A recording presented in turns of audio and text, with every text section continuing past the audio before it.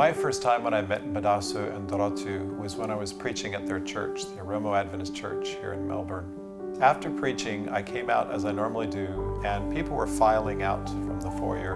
And all of a sudden, this couple came out, and he was just beaming. His expression on his face was one of joy and elation. And before I knew it, there was this dialogue going on between him and me and the son, and I couldn't understand anything that was being said. But I soon realized that this was the day during that sermon time when he had given his heart to Christ.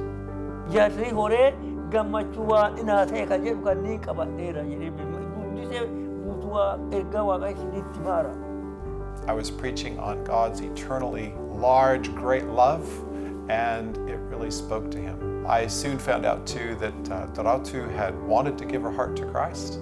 And this was a day that she rejoiced in because she wanted her husband to come to faith first, and then she would follow.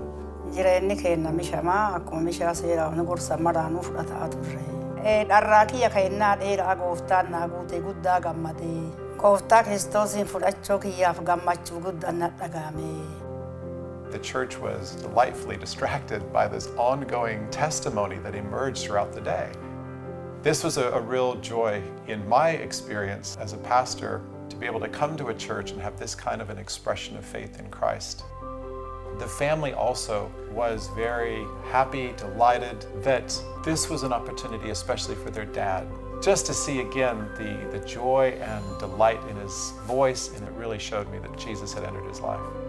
Coming to their homes to study the Bible then was a real joy for me as well. It allowed me to get to know them personally, to ask questions of their faith journey. I think the thing I appreciated most though was the genuine heart that they responded with.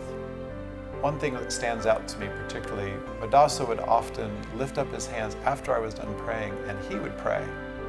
What I didn't know until after he was done from the translator was that he was praying a blessing upon me. And that was really precious. You know, the day of their baptism for me as the pastor that studied with them, spent time with them, it was an immense joy. They came in, gave me hugs, they were thrilled to be there.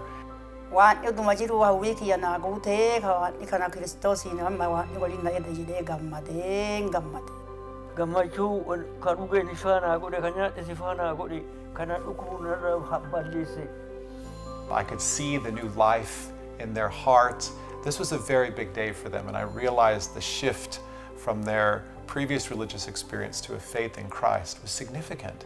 To be able to actually get in the water and bury them in the waters of baptism and bring them up to newness of life, there's no greater joy any time in a minister's life. But for this particular couple, it was significantly meaningful to me that I was a part of their spiritual journey.